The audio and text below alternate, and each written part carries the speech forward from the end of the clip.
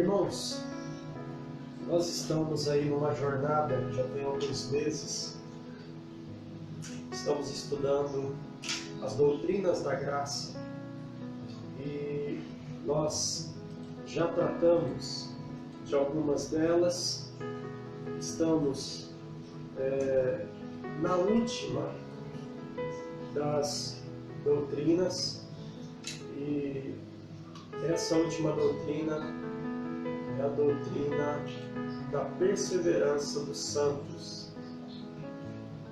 Então nós vimos aí já desses meses, né? Não sei nem quando a gente começou, a gente vai caminhando devagarzinho, vai aprendendo, vai tirando as dúvidas. Então nós já falamos já da depravação total. Depravação total é a doutrina bíblica, vai dizer que todos pecaram e destituídos estão da glória de Deus, que não há um justo, nenhum sequer. Então todos estão mortos nos seus delitos, nos seus pecados.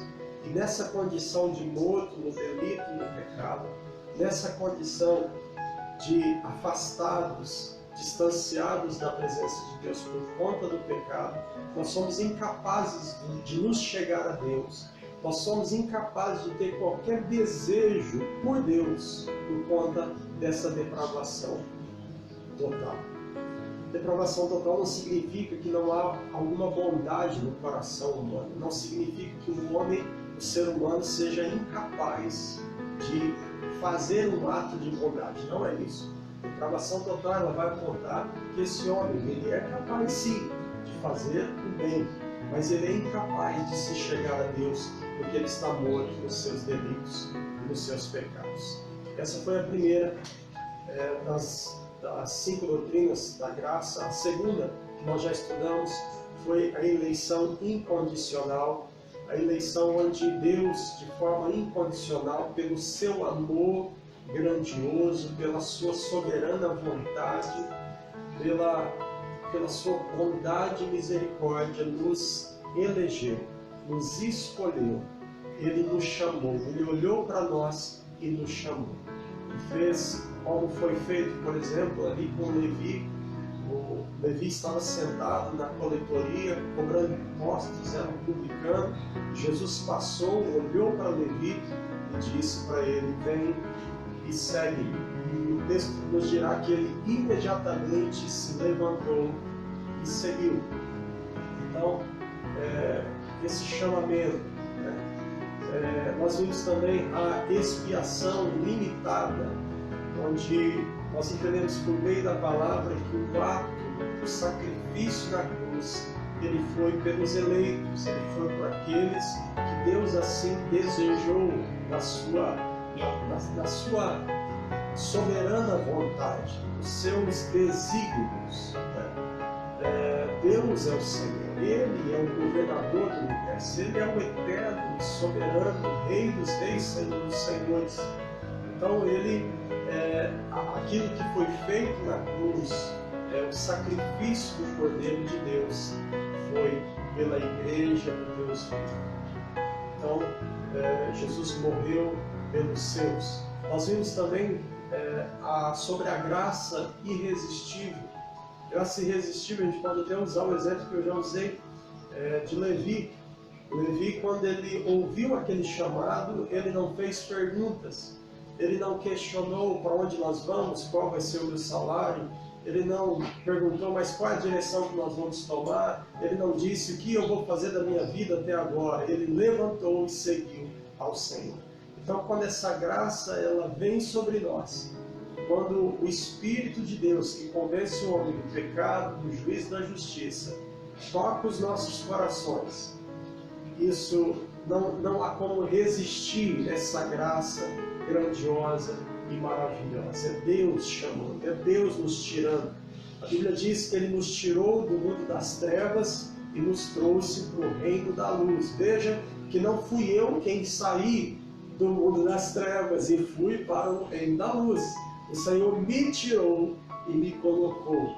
Ele que me chamou, Ele me tirou, Ele abriu os meus olhos. Né? Quem convence do pecado, do juízo e da justiça é o Espírito Santo de Deus. É óbvio que nós precisamos crer. Não estou negando isso, e a doutrina da graça irresistível, ela não nega isso. A salvação vem pelo fato de nós crermos em Jesus. Mas nós só podemos crer em Jesus se nós somos chamados por Ele, se essa graça nos alcançar, se ouvirmos a voz do Senhor.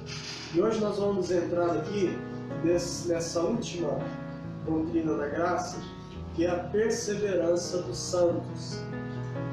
Então eu vou lendo aqui, a gente vai interagindo. Seria bom se a gente pudesse fazer perguntas aí à medida que esse estudo acontece, mas se você conseguir aí fazer alguma pergunta, se tiver alguma pergunta a fazer e a gente puder conseguir responder, nós faremos, tá bom? Normalmente, uma pergunta é feita no meio cristão. Pode o crente perder a sua salvação no meio do caminho? Ou aquele que é salvo tem garantias dessa salvação até a eternidade? Ou seja, sendo salvo, estará salvo para sempre?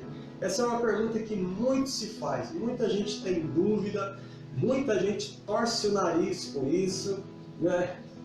Há muitos pensamentos a respeito. Geralmente, os que contestam uma resposta negativa a essa pergunta argumentam assim: bom, se o crente não perde a salvação, significa que ele pode fazer o que ele quiser, ele pode pecar à vontade. O primeiro entendimento que nós temos que ter, irmãos, é que aquele que é salvo, ele não vive mais como não salvo. Ele não deseja mais viver escravo do pecado, embora a Bíblia vai nos dizer, o apóstolo João, ele vai nos dizer que aquele que não tem pecado é mentiroso. E o mesmo apóstolo vai nos dizer também que nós temos um advogado junto ao Pai, Jesus Cristo justo, o qual perdoa os nossos pecados. Então nós precisamos pedir perdão. Não há uma negação bíblica de que nós pecamos, sim, mas nós não vivemos mais como nós vivíamos. O salvo, ele não vive mais como ímpio. Ele não tem o pecado como algo natural na vida dele. Ele não tem mais o pecado como... Ele não levanta, ele não termina um dia e diz assim: nossa, eu pequei, que legal que eu pequei, que bacana. Ele não vive assim. Se ele peca, ele se sente mal, ele tem um sentimento de pesar no coração. Se ele é um crente verdadeiro, se ele está cheio do Espírito de Deus, o desejo dele frente a uma falha, frente a um pecado, vai ser se retratar com Deus, se retratar com aquele que talvez ele feriu em palavras e em ações. Então, muitas pessoas, diante dessa verdade bíblica de que aquele que é salvo pelo sacrifício da cruz, isso que nós temos que levar em consideração. A salvação não está em mim, não é um ato meu. A salvação aconteceu na cruz do Calvário e me alcançou. Essa salvação, essa garantia, eu sou templo do Espírito Santo, essa garantia me dá a certeza de que eu estou salvo e permanecerei salvo até o fim. Então, se eu penso, eu sou salvo, então eu posso viver como eu quiser. Poxa, eu estou salvo, então vamos tocar o terror, né? Vamos chutar o balde. Não. Talvez, se você pensa assim, você não seja salvo. Porque o salvo não pensa assim. Então, esse foi um dos questionamentos, por exemplo, que Paulo respondeu quando ele escreveu à igreja de Roma, ali na sua carta aos Romanos. Uma pergunta existia ali, um questionamento existia frente às verdades que o apóstolo Paulo havia já ensinado, e agora ele manda uma carta afirmando aquilo que ele já tinha dito, com certeza. E a pergunta era qual? A pergunta era a seguinte: havemos de pecar porque não estamos debaixo da lei, sim da graça? O próprio apóstolo Paulo, quando ele escreve ali o capítulo 6, o verso 15, ele traz essa pergunta, porque havia um questionamento, havia uma dúvida, haviam, com certeza, questionadores. Então ele diz: havemos de pecar porque estamos Porque não estamos debaixo da lei e sim da graça. Então Paulo está dizendo, nós vamos pegar, já que nós não estamos mais debaixo da lei, a lei já não nos serve, a lei findou-se em Cristo, então nós não estamos mais debaixo da lei. Vamos pecar? Vamos viver em pecado? E ele faz essa pergunta. E a resposta que ele mesmo dá é um enfático não, não. Então Paulo, ele rejeitou de longe essa hipótese que muitos levantam.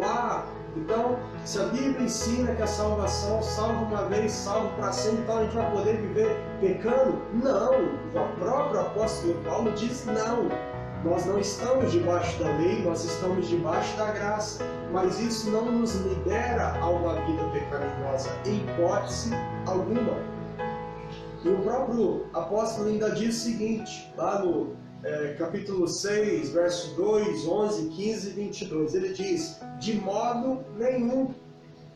Como viveremos ainda no pecado, nós que morremos para o pecado? Como que nós vamos poder viver no pecado se nós morremos para o pecado?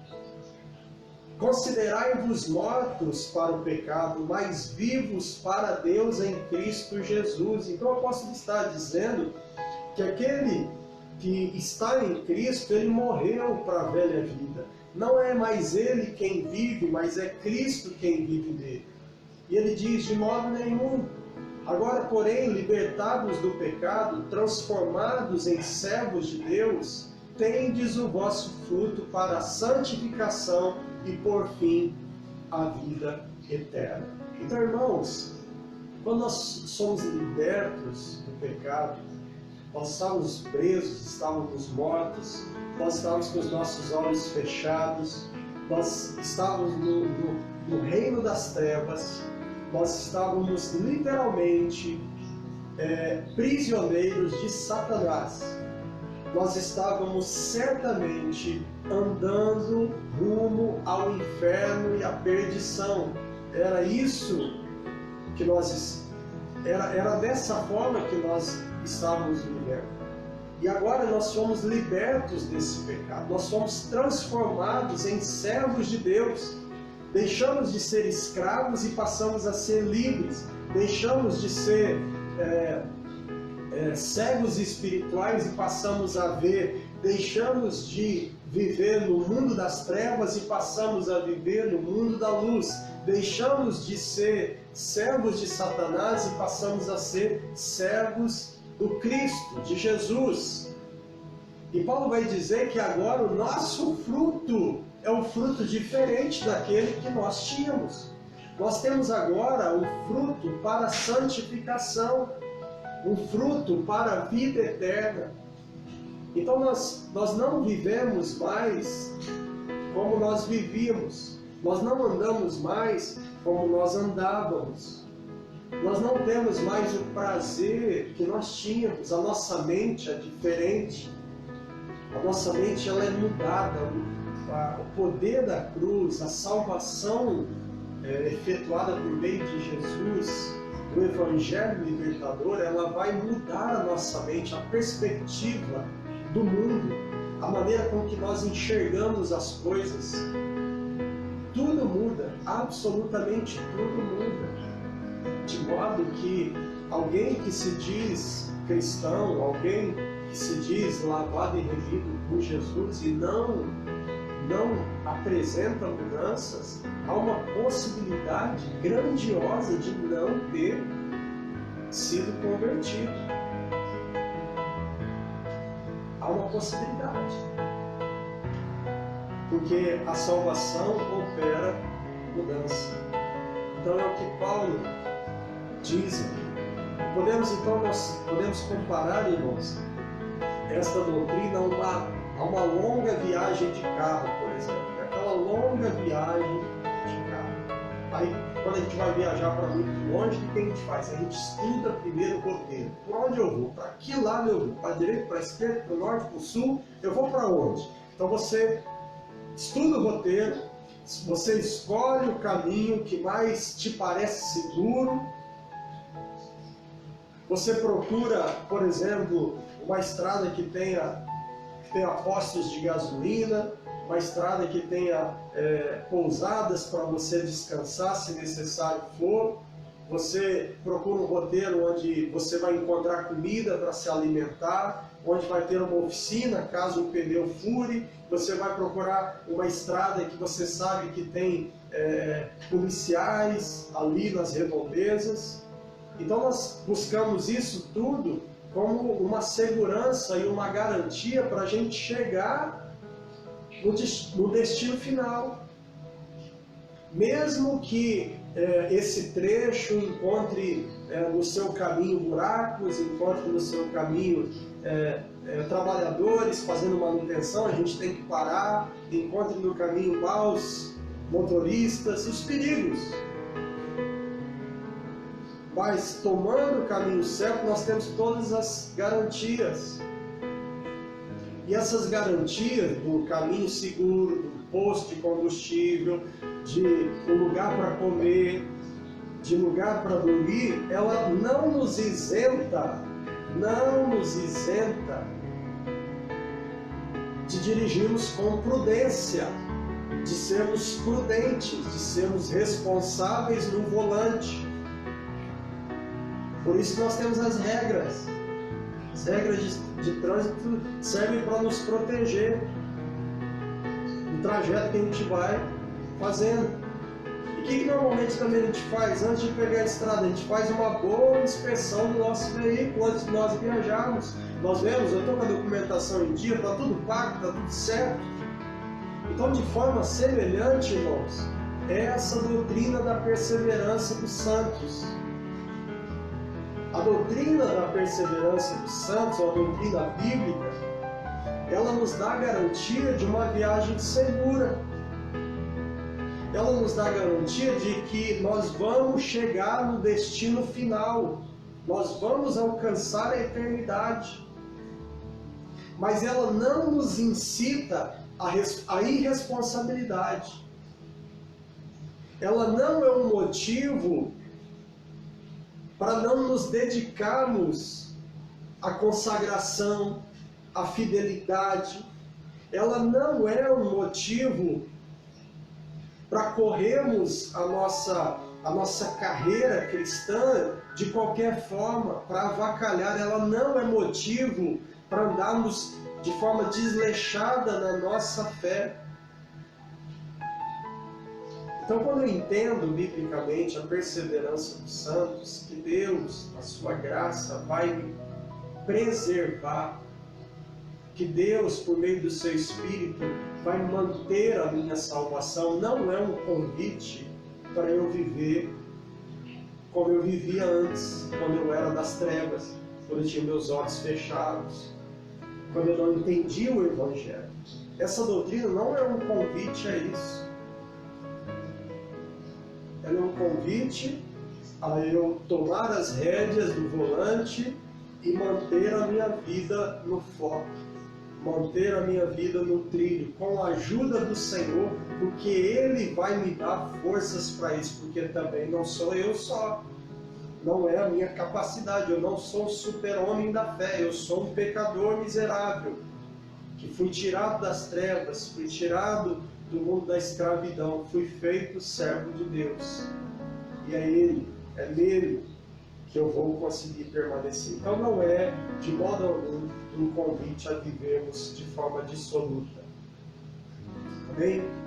Somos chamados a viver uma vida santa, uma vida justa, uma vida que louve e adore o nosso Senhor.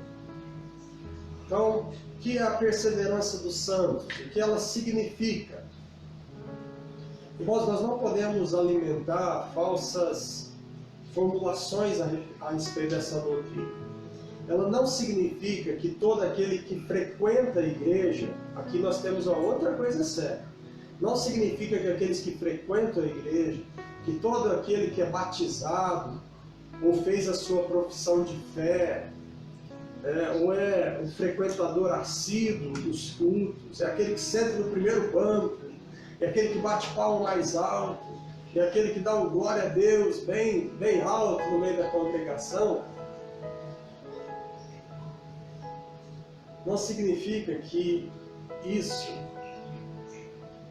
ou aqueles que aos nossos olhos pareçam crentes, perseverarão até o fim. Que aí tem gente que diz assim, mas fulano era da igreja. Como é que essa doutrina pode ser bíblica se fulano foi da igreja, era crente, ele ia no culto, ele fazia parte do louvor, ele cantava no coral, ele dava aula na escola bíblica, ele até pregava, era um pregador fantástico. Poxa, fulano era tão crente, agora está vivendo no lar de qualquer forma, está avacalhando. Era pastor e agora, olha o pastor. Como é, pastor Gustavo, que você está dizendo aí dessa doutrina? Que é isso? Irmãos, nós temos que entender algumas coisas. Jesus disse que no meio do trigo haveria o joio. O próprio Jesus disse sobre o fim, sobre o julgamento, que naquele dia muitos dirão, eu fiz em teu nome, eu fiz e aconteci. Eu orei e pessoas foram curadas em teu nome. Eu preguei para multidões em teu nome. E ele vai dizer, eu não vos conheço, apartai-vos de mim. Então não é o fazer, não é o aparente, não é o tamanho da roupa que você usa, embora é importante, né? Eu estou também aqui dizendo que a gente tem que andar nu, não é isso não. Mas não são essas coisas aparentes, é algo muito mais interno. Porque a aparência, irmãos, é fácil, a maquiagem é fácil de colocar, né? Nada contra a maquiagem, vou dar um exemplo aqui, mas nada contra a maquiagem, né? Os irmãos aí continuam se maquiando e no momento ali ela passa o negócio ali no rosto também.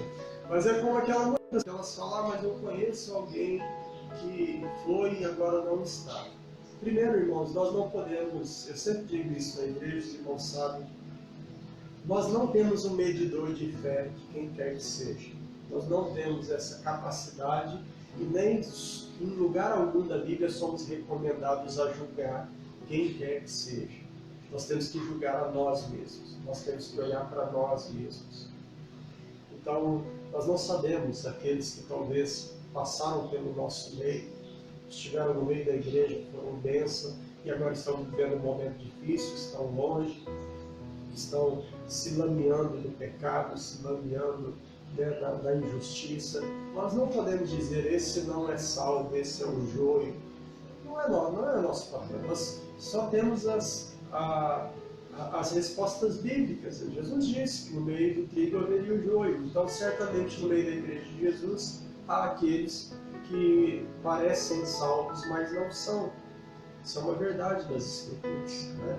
Mas isso não é para nós algo que nos leve a julgar quem quer que seja. Nós precisamos olhar para nós mesmos. O fato é que essa doutrina é uma doutrina bíblica. Ela é uma doutrina que está em todas as Escrituras. É o Espírito de Deus, é o próprio Deus que nos preserva, que nos mantém de pé, que nos dá um vigor, que nos revela a palavra. É Deus que fala no nosso coração. Quando nós pegamos a Bíblia para ler, nós lemos o texto, Deus está falando conosco. E Ele vai trabalhando em nós, Ele vai nos colocando de pé. Quando estamos meio querendo sair fora do caminho, Ele vem e nos coloca de pé. Quando a gente tem um pouco, se nós somos os eleitos, se a graça irresistível veio sobre nós, se nós fomos amados por Deus incondicionalmente, certamente Ele nos colocará no caminho certo.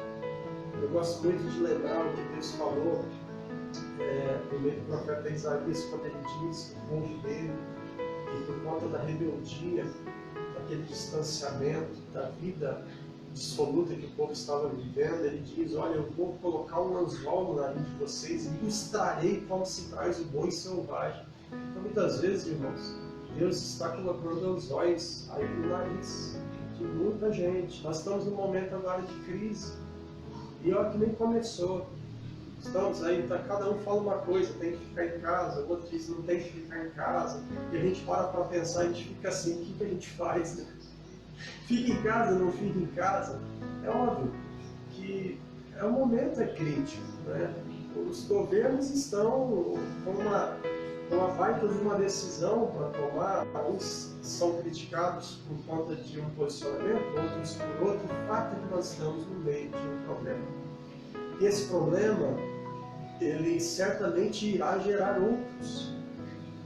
E quando a gente olha, por exemplo, para a igreja brasileira, não vou falar de outros lugares, vou falar do nosso país. Nós vivemos um momento, irmãos, e esse momento não é de agora, é um momento antigo, onde a igreja, de modo geral, não estou dizendo aqui, não estou criticando placas denominacionais, mas estou falando de uma postura cristã. A igreja de Jesus se distanciou da Bíblia de uma maneira estrondosa. Hoje nós temos, infelizmente, pregadores da palavra que já não pregam a Bíblia. Eles não pregam a Bíblia. O cara leu o texto da Bíblia, ele fala de tudo, menos daquilo que ele leu. Ele está ali meio que para motivar o povo, para manter o rebanho, e ele, muitas vezes ele usa de artifícios humanos, psicológicos, de mecanismos humanos para poder atrair pessoas ou manter as pessoas no ambiente. E quando nós olhamos para a Bíblia, nós não vemos Jesus fazer isso. Nós não vemos Jesus fazer. Nós vemos Jesus pregando um evangelho duro, amoroso, mas duro. Vemos Jesus, por exemplo, quando ele fala que para ter comunhão com ele, para ser parte com ele, era necessário comer a carne dele e beber o sangue. E o texto vai nos dizer que as pessoas se escandalizaram, inclusive alguns discípulos, não os 12, mas um grupo de discípulos que caminhavam com ele, se escandalizou e foram embora, porque não aguentaram ouvir. E aí Jesus aproveita e diz, olha para os discípulos, os 12, e fala, não querem aproveitar não a carona? E Pedro dá aquela palavra maravilhosa e diz, Senhor, para onde nós vamos ir? Para onde iremos se só o Senhor tem palavra de vida eterna?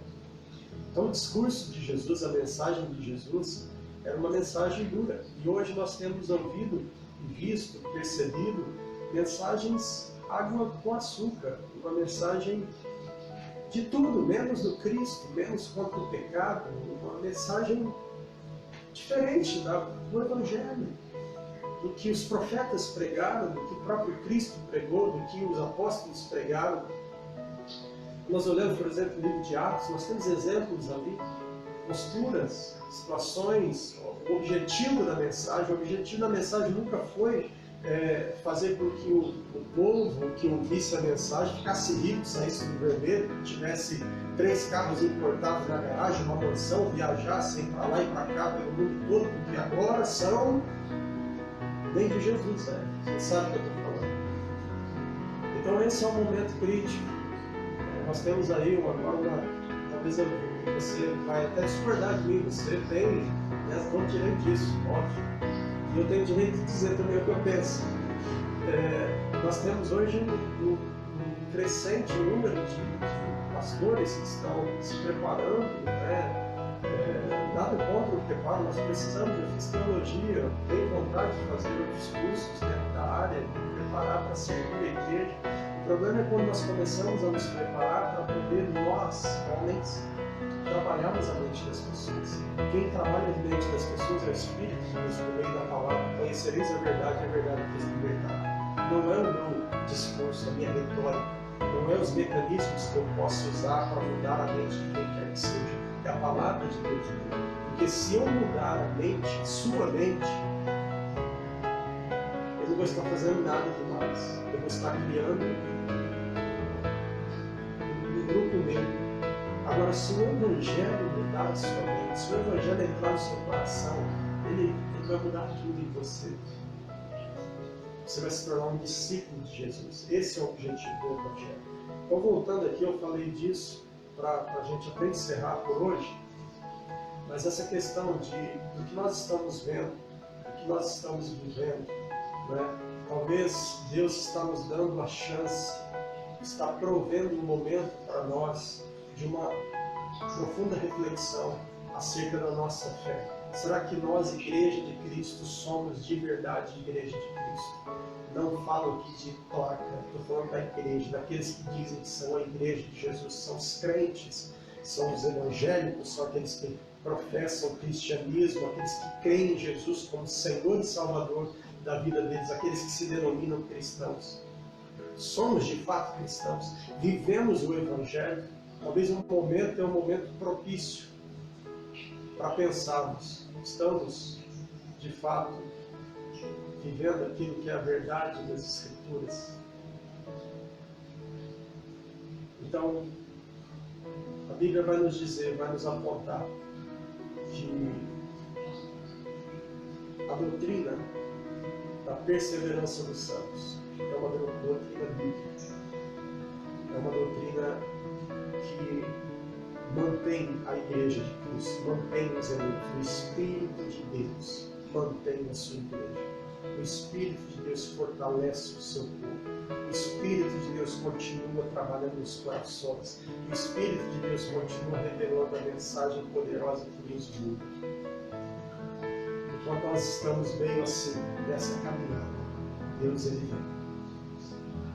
E manda muitas vezes momentos difíceis para nos fazer parar, para nos fazer pensar, para nos fazer refletir, para tomar a postura que condiz com os santos. Que Deus abençoe você. Como é que está a sua vida? Como é que está a sua caminhada? Se você é de Cristo, viva como aqueles que são de Cristo. Se você é de Cristo, mas está vivendo meio barro, meio tijolo, tem um amigo meu lá do Rio, Gerardo, meu amigo, ele fala, né, ele usa esse, é meio barro, meio tijolo, né? Tá bem assim, não sabe o que é. Eu convido você a parar nesse momento aí, orar ao Senhor. Ore ao Senhor, diga a Ele, Senhor, me ajuda. Eu sou teu e eu não posso viver de qualquer forma. Bem, vamos orar, quero orar pela sua vida. Quero clamar a Deus por você. Senhor, nós louvamos a Ti por esse tempo que nós tivemos aqui juntos, que nós pudemos pensar, refletir acerca da Tua Palavra, acerca dessa doutrina bíblica, essa série de estudos que nós estamos tendo juntos como igreja, que os irmãos de Porã que estão assistindo, talvez outras pessoas em outros lugares, que essa palavra possa maquilar a nossa mente, possa ficar gravada no nosso coração, e mesmo que talvez nós não concordemos tanto com algumas coisas que nós não entendemos, muitas vezes nós não concordamos porque nós não entendemos, ajuda-nos a entender, que a nossa mente possa ser clareada pelo Espírito do Senhor, possamos entender esse maravilhoso emaranhado de doutrinas, de ensinamentos que compõem a Tua Palavra. E quando nós entendemos, quando nos é lançado luz desses aspectos, nós crescemos, nós amadurecemos, e nós observamos o amor tão grande do Senhor, o plano perfeito da salvação, plano maravilhoso, plano que foi Deus que morreu por nós. Abençoa cada vida, Senhor. Abençoa cada família. Derrama a Tua graça abundante sobre os corações. Visita-nos em nome de Jesus. Amém. Amém? Que Deus abençoe você. Que Deus te dê graça. Que Deus te fortaleça nesses dias. Digo aqui aos nossos irmãos de Porã que é importante nós mantermos aí aquilo que os nossos governantes estão nos orientando a fazer, os cuidados que nós precisamos ter, se alimente adequadamente, fique bem, para que caso essa doença nos acometa, estejamos em condição de passar por ela. A princípio, nós permanecemos com as portas do nosso templo fechadas até o momento que nós entendemos que já está seguro.